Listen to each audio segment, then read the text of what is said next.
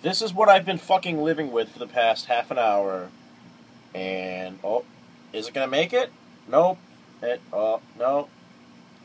This fucking house, I don't know what the fuck it is. I don't know if it's Comcast. I don't know if it's our location.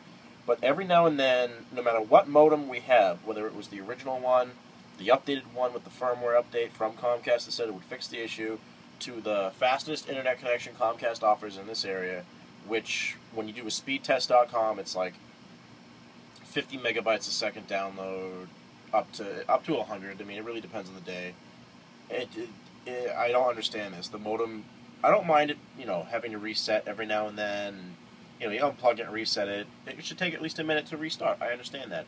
This has been doing this for a half a fucking hour.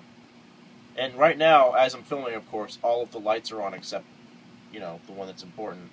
But for the most part, only the first 3 stay on. Like, if I keep recording here, it'll reset again and go back to 2 blinking lights and then 3.